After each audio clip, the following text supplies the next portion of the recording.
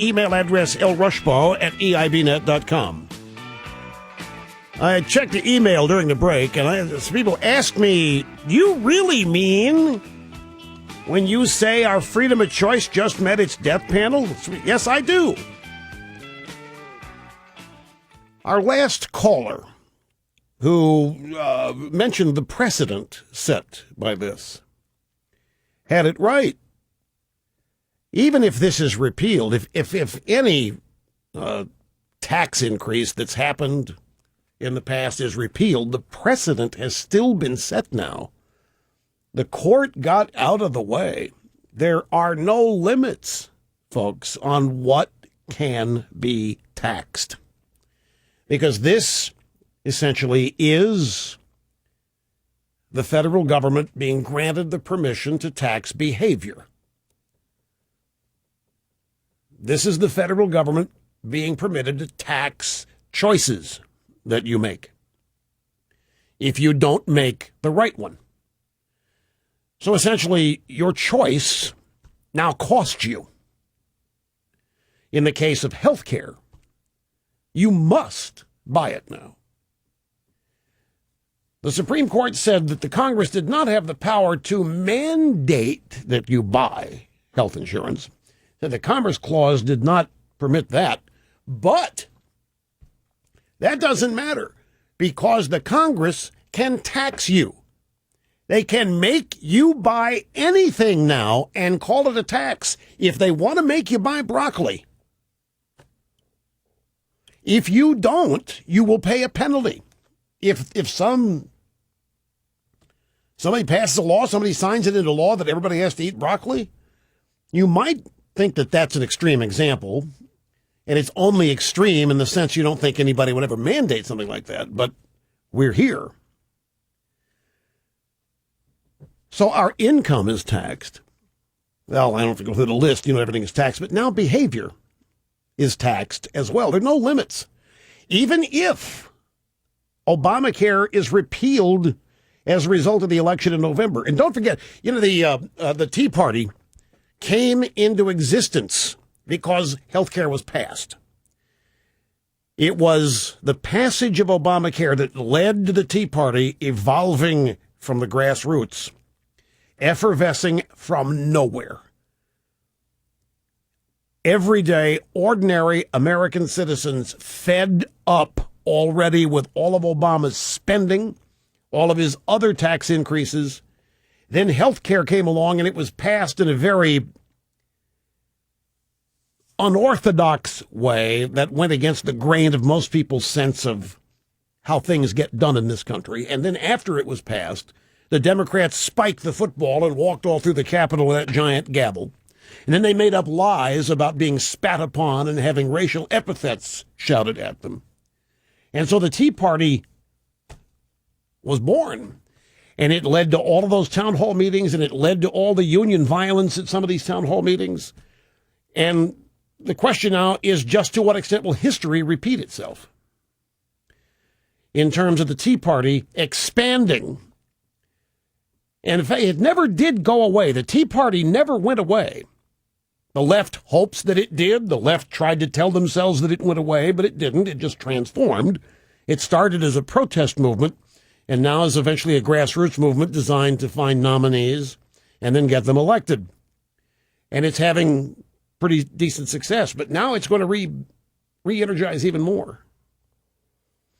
And November 2012 stands to be an even bigger repeat than what November 2010, the midterm elections. Well, I would not want to be a Democrat. They may be temporarily happy, they may be spiking the football and so forth. But you're going to see more of them declining to go to the Democrat convention. You're going to see more of them declining to be campaigning side by side with Barack Obama. This is just going to make the Tea Party boil. Look, I'm in the tea business now. I'm a tea expert. And I happen to know what happens when you boil tea. It gets stronger. That's how you make it stronger. You boil it. You steep it. You leave it in the hot water. And it gets stronger. And that's exactly what is going to happen now. It's happening even now as we speak.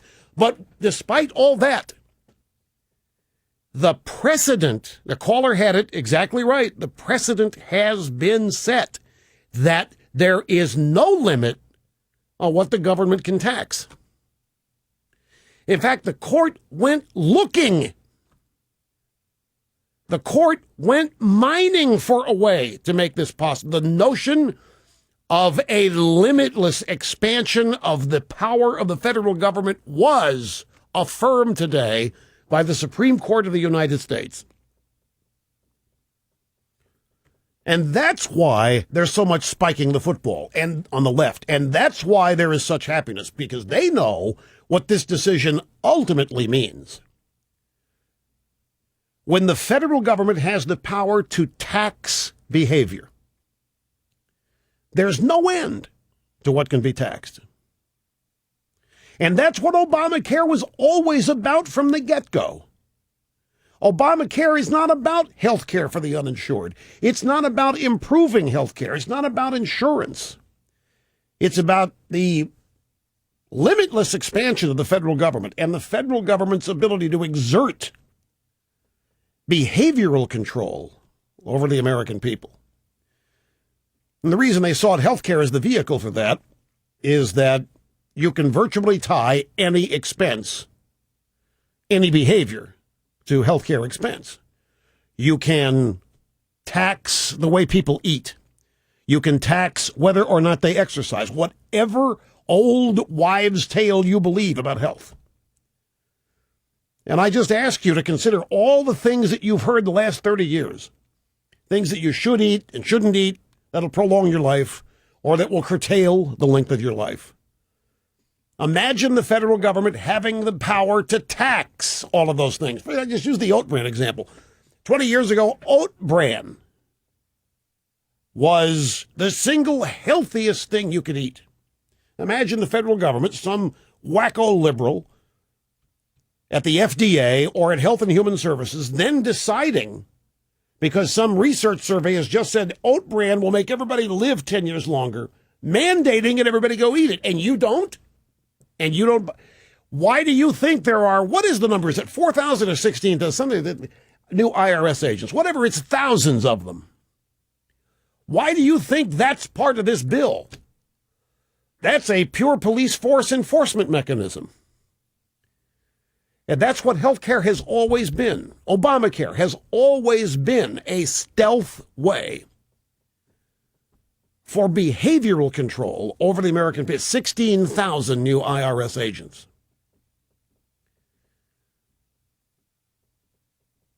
During the 2010 campaign, during those midterms, the Democrat National Committee told all of its candidates to avoid mentioning Obamacare. Don't talk about it. It was such a negative.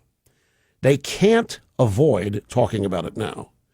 And they're going to be forced to lie about it, and they're going to be forced to blatantly lie about it, and they're going to be forced to lie about it in ways in which the American people, a majority of, know they're being lied to. They know that their premiums are not going down. The American people know that they're not going to be able to keep their doctor. The American people know that they're not going to be able to keep their current plan.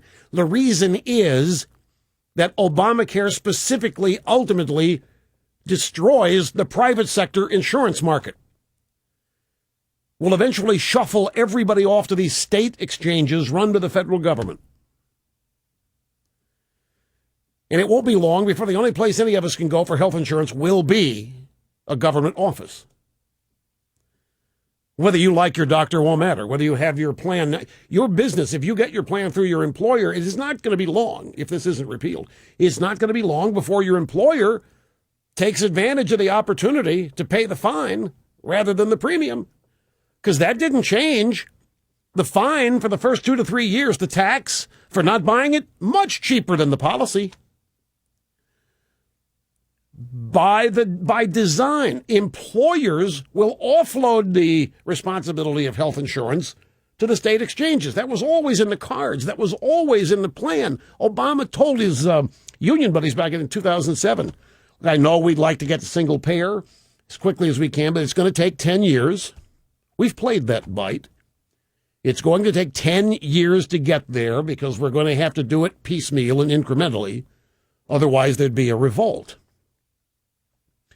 You realize, folks, according to this precedent that's set by the court today, you could say that a carbon tax is now constitutional.